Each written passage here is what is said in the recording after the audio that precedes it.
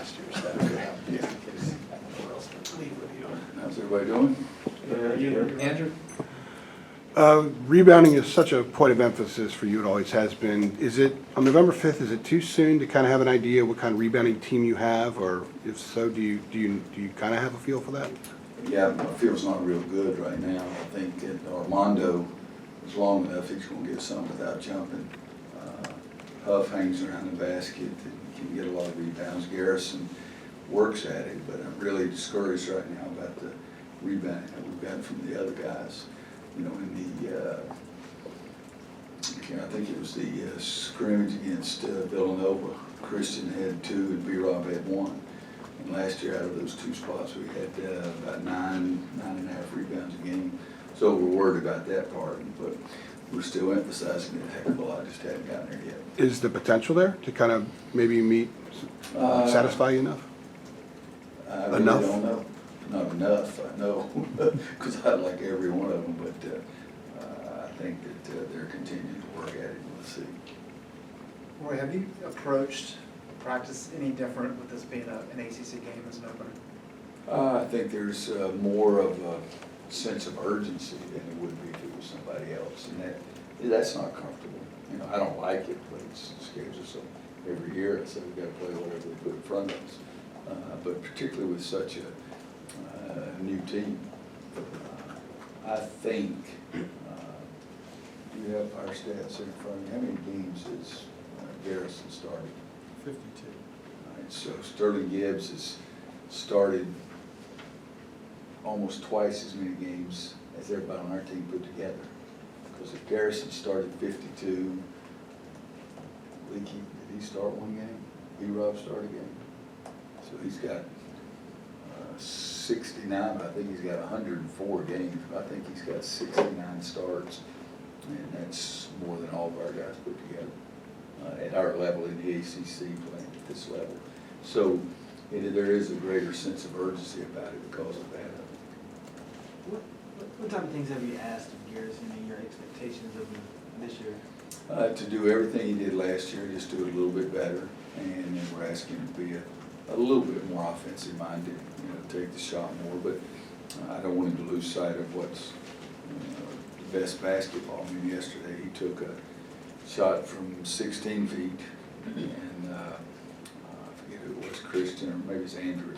Andrew was 15.5 feet, so I'd rather pass it to Andrew, because then you have Andrew shooting and Garrison rebounding as opposed to the other way around. But I also don't want him to be so hesitant that it bothers his percentage he's going to make because he's worried about if it's the right shot or not. Coach, when you have a player, Nicole, who's received all these preseason accolades and she's far more attention than anyone on the team, is there anything you have to do specifically to kind of balance chemistry and? If I have to, I haven't done it yet because I haven't seen the need to. There's several things that are going on to be a leader, and one is you have to be vocal, but the other way you get it, you get the respect from everybody else. He won the 12-minute run. He was one of only 2 guys that passed the tough time in the conditioning test. We had a very difficult running day over at the indoor facility, and he was off the charts good. So I think that he's gotten the respect from the guys because of that, and he will listen. You know, especially B-Rob and Garrison. They can say things to him, and he takes it very well. So he's got a tremendous number of people saying tremendous things about him, but I think he's still trying to do the best he can out on the court. So far, I haven't said one word to him about it. Just go play. How rare has it been for a freshman to win a 12-minute run for you?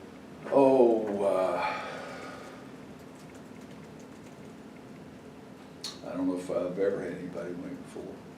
I know when I was assistant here, I think Steve Hales, a freshman, won it. Kirk Hinrich may have won it at Kansas. It could be the first. I'm not sure, but it could be the first. Does that have any significance to you? We'll find out. Okay. We got a day going to play on game day. Hell, I looked real good in the 12-minute run 20 years ago, but you got to play on game day. Yeah. When did the coaches? Tested at 42. I past the 12-minute run, I was 42, so all it is a little bit of toughness. If you have a lot of toughness, you do it as a freshman. Yes. When did coaches kind of hear about this idea for playing an ACC game in the first game of the year, and did you guys get any chance to give them feedback on that? You know, we like the mushroom, throw the crap to us in the corner and hope it grows. I don't think I ever heard anything about it. You know, but again, we get a schedule too. Everybody's got the schedule you gotta play. But I think everybody knows I don't like the 20-game schedule and all those kind of things. But, you know, if it were reversed right now, okay, if I had, like Michael, if I had all 5 starters back, it wouldn't be bothering me as much as it is with Garrison being the only starter. So it's, well, that part of it's personal. I don't like the idea of the 20-game schedule or anything like that, but I think if I had 5 starters and Michael only had 1, he'd probably be bothered more by it than he is now. Coach, is there anything that you do like with this team developing and some of the bright spots that you've seen? I think they're trying hard. It's just that it's been such an unsettled preseason. I mean, I told you, we called one guy the day before practice started, Robbie O'Han, asking if he wanted to try out. And he might play tomorrow. And that's scary. You know, guys in our student body, he's thinking about his next date, and all of a sudden we call him. But we have B-Rob, Jeremiah, Anthony Harris, and Sterling over there in street clothes. Is that the only ones? Yeah, because you get KJ back. Yeah, so KJ won't be in street clothes. And yesterday's the first day he's gone full court for us. So only 4 of those 5, if you count KJ, 4 of the 5 were 1 or 2 man. And so we've really been stretched quite a bit there. It's been a bother. I mean, losing B-Rob was our most experienced, the highest field goal percentage from 3 last year, all those things. And he was also our 3rd point guard. And so we lose him at the 2-3, and now Andrew Playtech, Christian Keeling, or Justin Pierce, or Leaky Black, who once started at the 2 and 3. No, one of those guys has ever started an ACC game. So just losing B-Rob was more than just one guy going down. So it's been really unsettled. It's hard to, we're trying to piecemeal things together. Oh, we got a game, you know. But we're not focusing on just playing the games. We're trying to prepare for the long haul. But it's been more difficult. It's been the most difficult one. I started saying one of the most, and that's a lie. It's been the most difficult preseason for trying to get your team ready I've ever had. So B-Rob is out tomorrow. Yes. You list some He of looks really good on that, one of those little rolling scooters that we're learning for. He and KJ are experts at that. You listed some of the players that are going to fill in for B-Rob. What do you need from those guys to step in for the seniors out? Well, as I said, he was the best 3-point shooter returning, 43% or something like that last year. So we'd like for him to make some shots. They got to rebound the ball, but he wasn't rebounding it great in practice, but still, that's what we always say from our 2-3 men, we got to get help and be able to defend a guy on the perimeter. When you're playing against Notre Dame, 46% of their shots or something like that are from 3. So again, he's the only guy, because I believe Andrew's most minutes is probably 8 or 9 or 10 minutes a game. He's the only guy on our team that's ever played on the perimeter on a consistent basis in an ACC game. So defense, offense, rebounding, ball handling, you got to get it from everybody, everything. Does it affect the leadership too? I mean, I know Garrison's kind of one of the leaders as well, but B-Rob was the senior. Yeah, there's no question it affects him because he is the senior who was saying, Coach, what do you think about this? And like I say, now he's got one knee up on this little scooter running around the court. So he was the leader of the team. Cole, because of you heard me say this before, the nature of the position of point guard is a leader. But B-Rob, if anything was going to be done with the team or by the team, he was the guy that I talked to. What's the benefit of opening with a conference game? Is it a litmus test this early? You'll have to ask somebody else that question because I don't see any benefits from it. I really don't. Yeah. I mean, I'm just being honest. Those of you who've been around here a long time, I told the story one year we opened up with Georgia, Hugh Durham was their coach. He was a great defensive coach. And that was at home when I was at Kansas. And then second game we played at Indiana with Bob Knight, who was a great defensive coach. And we had a freshman point guard and a JUCO wing guy. They backed off those guys so far and dared them to shoot. And they did shoot a couple in both games. Both of them were air balls or bricks or whatever. They didn't shoot again in February. And I think that's the hard part, is that you want to have some games that your kids can make mistakes and then not harm them for the rest of the year and not be a game deciding factor. And that was really, that team went to the Final Four. And, but it took me 2 months to get those two young guys, or young, one was a JUCO, it took me seriously. January, February, where I get them to shoot the ball ever again, because they backed off of them so far, it was embarrassing. And we won both games. But it wasn't, I mean, it was a pretty doggone close game too. So I see no benefit. Again, if I had 5 guys starting or 12 guys back that all played, I might say it was okay, but I don't see any benefit from starting that way.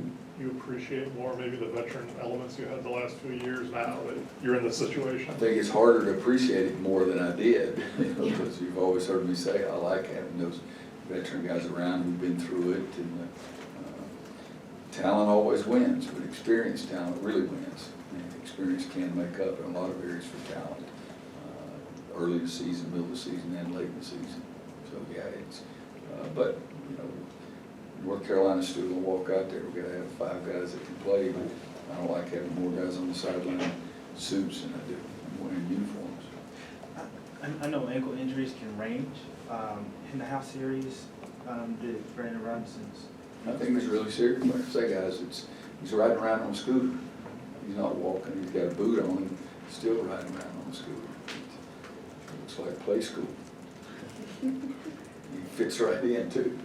Did you gain anything the other night by seeing how things worked without him out there? Almost a full game of it.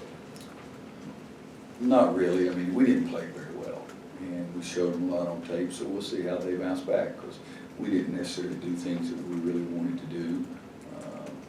But that's the reason we play an exhibition, and I always fight in my own mind whether it's better to play 2 exhibitions and have 2 times where you're out there in front of fans, because you're going to have some of that game slippage. But I do like the mix of playing the scrimmage, close scrimmage, where you do a lot of teaching, and have the exhibition game both. But maybe if you're a young team, as young as we are, maybe it's good to have 2 exhibitions. I don't know, I always try to decide in my own mind, but there's a lot of things we learn now. We've got to find out tomorrow night if we've improved on any of it. Think that changes at all with the 20-game league schedule? Give you a second game in front of people against a non-conference team to kind of help give confidence? That's what I was saying. I Yeah. always fight the battle if I should play 2 exhibition games. Yeah, but do you think now with the 20-game league schedule, you might be more inclined to consider doing that? I don't know, because if you have 2 more league games, it depends. I think it depends on your team. But I fight that battle every year, and I never come up with the right answer. But so we've stuck with for the past several years anyway, we've stuck with the idea of the 1 close scrimmage where you can work on. Villanova's got the ball out of bounds underneath 2 seconds to play. We've got it out of bounds the other end with 12 seconds to play. You can do all those kind of things that helps you. And so I hate to lose that. But with a younger team, I'll say it again, maybe it's best to get but I don't think the 20-game ACC schedule would make me change my mind either way. I don't think that would be the factor anyway. Roy, Mike's teams have consistently been very efficient offensively, and a lot of that's turnovers, a lot of it's relying on the 3-point shot. What does he do that's so unique in the offensive end? He's really stubborn, and they play the way he wants them to play. And I happen to think that saying stubborn is really a big-time positive, because he knows how he wants to play, and he gets those kids to play that way. And not only do I think he's a really good guy, and I enjoy him, I watch his team, and I watch his team play a lot during the course of the seasons. And the last couple of years, he's been hit probably with injuries as hard, if not harder, than anybody in the country. But the way he gets his better shooters to get most of the shots, and it's something that I enjoy. Again, Gibbs, 104 games, 69 starts, and I think that youngster has done what he wanted him to do from day one. Mooney's one of the better players, probably the best returning player in the entire league. I think he was the only first, second, and third team All-ACC guy that's back this year. But Michael's style, they had great spacing. They want those guys that make shots to get more shots than those guys that don't make as many. He's always had a defensive guy that can protect around the rim. August, what's his name? Played 3 or 4 years. Yeah, I think it's August. He have him in Durham right now. They have a guy around the rim that makes it difficult for you to score there. Have more than one ball handler, so you can't try to take one guy away.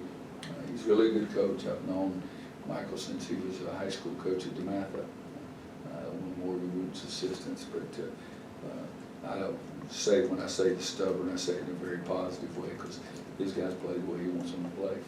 He does a lot of things. I mean, I'm not going to show up in the locker room without a shirt on like he did in Maui a couple of years ago, but I'll do some wacko things. But I told him, I said, I'm drawing the line right there, because it didn't bother him at all. He was very easy and comfortable with it.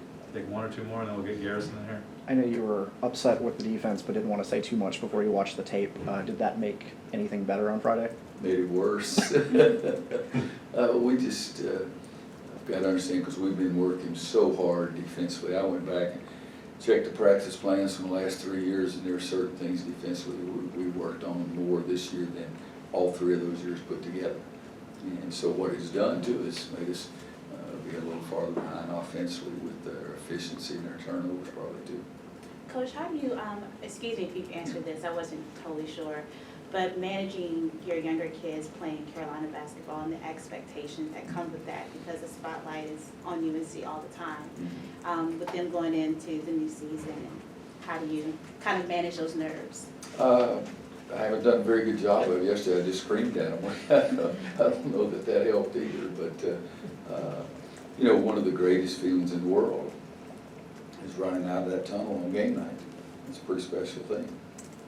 The only thing better than that is running back through that tunnel after you played well and won. And so there's a big difference of what happens in those 40 minutes as to how you feel. But they're going to feel a little tightness, and I don't mind a little nervous energy. I want them to be excited about playing, but I don't want that to dominate. They've got to lose themselves in the game and focus on what we're trying to do. And play each possession, and next play.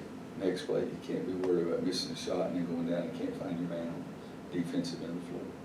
How does the preseason hype for Cole Anthony compare to other freshmen you've had at UNC?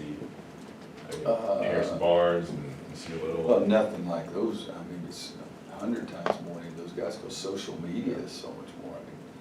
I remember, you know, it used to be telephone.